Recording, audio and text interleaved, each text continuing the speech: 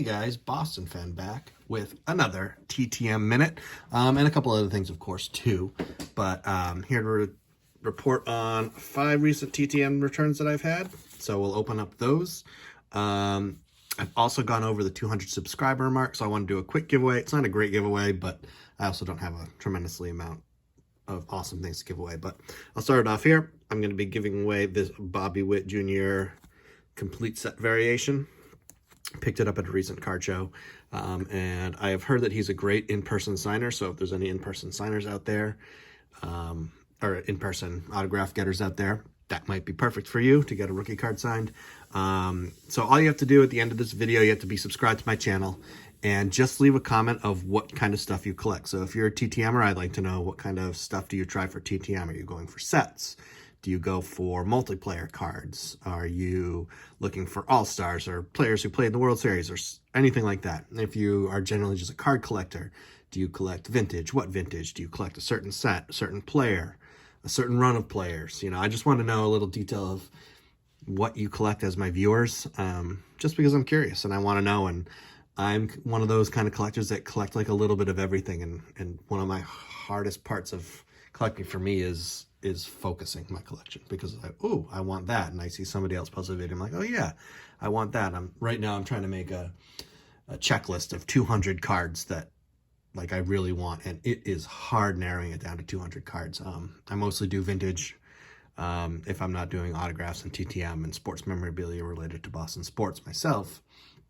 So narrowing it down to like the 200 like conceivable cards that I could buy, but that also are like the best cards, is really hard. I think on my list I've narrowed it down right now to, I'm at 203 cards on my list. Now I'm a rookie card collector, so it's like every Hall of Famer's rookie card, and then just I went through most of the Hall of Famers and just looked at their vintage and what looked really cool. And it's hard making a list like that, so I'd be curious. But let's get to the meat of this video, which is TTM returns. Of course, TTM stands for through the mail. I send as many out as I can, work and children permitting. So the first one we get back from the mail, and these are cold opens, I haven't seen them before, is Jim Kern. I saw this on Johnny Serena's channel that he was signing again. I think he had taken a break. That's out of North Texas, or the Dallas, Texas area. Jim Kern signed his 81 tops. Looks nice with the blue Sharpie on there. The 83 tops, also nice and blue Sharpie, little dark. And his 83 Donruss. So I believe that was a 3 of 3 success. Let me check real quick. Jim Kern was sent. Did I even mark it down? I might not have. Oh yeah, Jim Kern was sent end of January. So that was about a 2-month, a little under 2 months to get him back. I sent 4 cards, so he kept 1, which is fine, Mr. Kern. I hope you enjoy that card or send it to another collector. Love 83, I love 81, or I'm getting just love 81.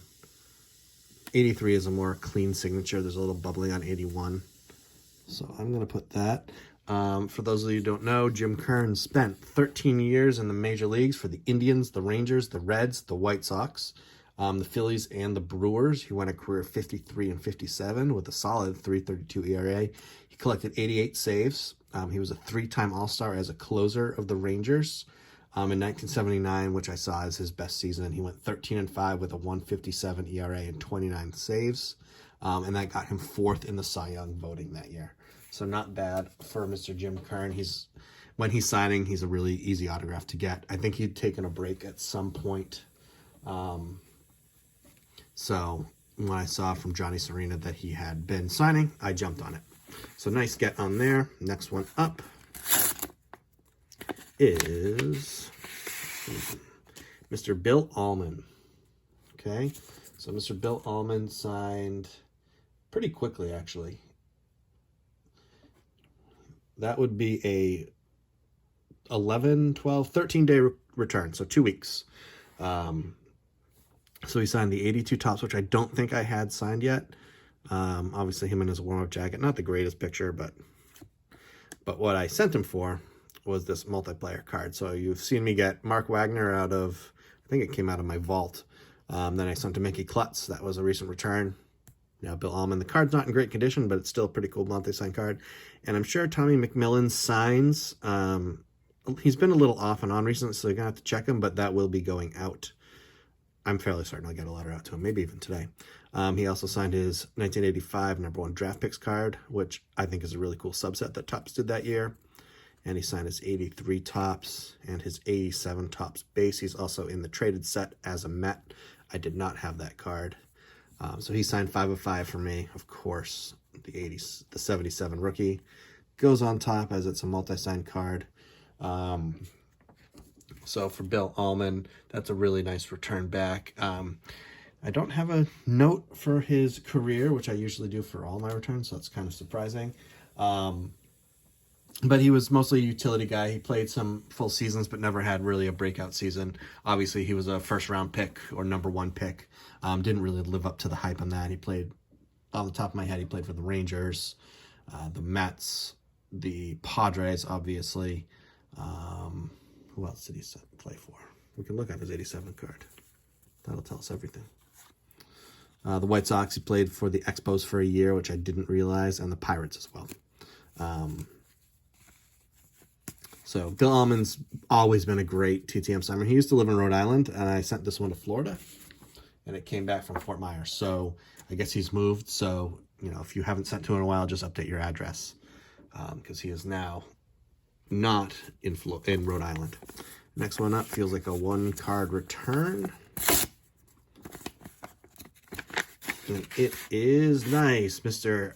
and Hall of Famer Jim Palmer. I pulled this in a box with my daughter of Topps Archives, and I thought this would look really cool signed, so I sent it off with $10.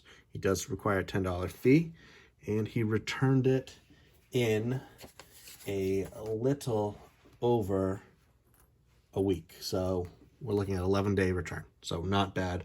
California and back for Mr. Jim Palmer. Of course, Jim Palmer was a multiple-time Cy Young Award winner. I believe he won 3. He won 20 games 8 times, and he was easily one of the best pitchers in the 1970s. Somewhere near 280 wins for his career. Really nice addition, and $10 for a Hall of Famer like Jim Palmer. I really should send more to him. I have a good number of cards of his, and I don't know why I don't send more. Maybe I'm cheap. Maybe I'm cheap. I don't know, but that's really nice. Jim Palmer, awesome to get. If you haven't sent to him, send to him. If you've sent to him, send to him again, because you're not going to get many better Hall of Famers for that price. Nice blue Sharpie on that. Little streaky. You can see a little streak right there, but overall not bad. I think I know what this is, which is another exciting one. And this one's coming to us from Florida, I believe. It is thick and hard to get out. And it is a Hall of Fame plaque of Orlando Cepeda, and that came out really nice. And barely any damage from the mail, which is also a really good sign. Orlando Cepeda signed for $20, so his fee is $20, at least for plaques. I don't remember if it's still $10 for baseball cards. But I sent this off. I bought a bunch of plaques in December and sent it off. I'm trying to search how long this took.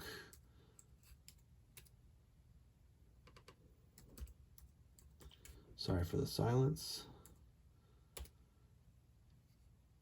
Okay, so this took us 2.5 weeks to get back. So he signed nicely in blue Sharpie. I didn't ask for the Hall of Fame 99, so that's really nice to add on the bottom. New addition to my Hall of Fame plaque collection. I swear one day I'm going to do a show-off video and show you all my Hall of Fame plaques, but that's really nice to add. That's the first one of that plaque purchase that I've gotten signed this year. Again, $20, 99 Hall of Fame member. He was also the 58 Rookie of the Year, the 67 National League MVP. He was a 7-time All-Star.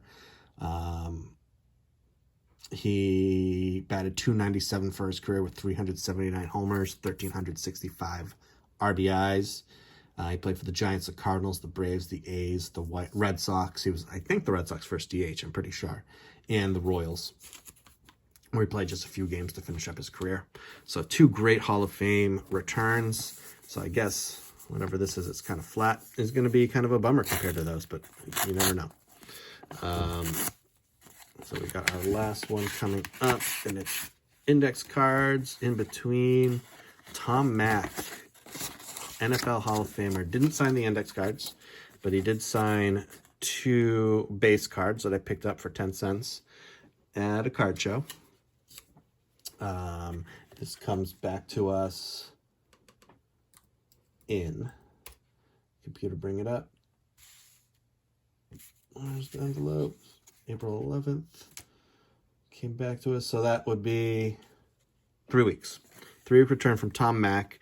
He's a 1999 NFL Hall of Fame member, 2006 Michigan Ring of Honor member. He was the 2nd overall pick in the 1966 draft. He played in 184 consecutive games and was elected to 11 Pro Bowls as a guard for the Rams. He signed both of these really nicely. I think this is, what, a 76, that Walter Payton's rookie year. Inscribed him with Hall of Fame. I've sent to him before, and I sent him a beat-up card that I had found. So these are easily the 2 nicest Tom Mack autographs in my collection. I do collect football. Minor league baseball is obviously my major focus. But that's nice. 3 Hall of Fame. I said, oh, I'd be disappointed based on the 2 baseball. Tom Mack is completely free and an NFL Hall of Famer. So really good returns today. 3 Hall of Fame caliber, not caliber, 3 players who are in their Hall of Fames respectively. And then, of course, Jim Kern, 3-time All-Star. Not bad this week. And again, if you want a Bobby Witt, I'm going to send it PWE. You don't have to pay for shipping. Just leave a comment, and I'll do a random generator and contact the winner. I don't know if I'll do a separate video or how we'll do it, but that's what we're going to do. So if you leave a comment below just on what you collect, you can win a Bobby Witt rookie for free.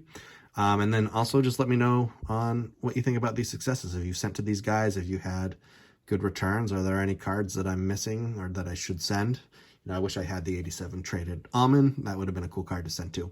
But anyway, this video is going on for 12 minutes. I'm rambling at this point. I appreciate everybody who's viewing my videos. I appreciate the uptick in subscriptions. I got a lot of views on my SGC submission video, so it tells me I should probably submit some more of my vintage cards to SGC and see how we do. So I've also got some cool news. My wife has allowed me an allowance. So usually I only have money to spend on baseball cards that I get by selling cards on eBay. But my wife has said, no, you're really into cards. Why don't we put $100 in your account every month? So I'm going to have some money to spend. I'm looking to spend it on vintage cards mostly, maybe a couple autographs here or there. So that's kind of cool. So you'll see me getting more stuff in the mail, which will be fun to show off. And then if, that might lead to more submissions. So anyway, thank you all for watching. I appreciate it. If you haven't already, please, please, please hit that subscribe button. And I hope this video was informative, somewhat entertaining, and I will speak to you again soon. Bye.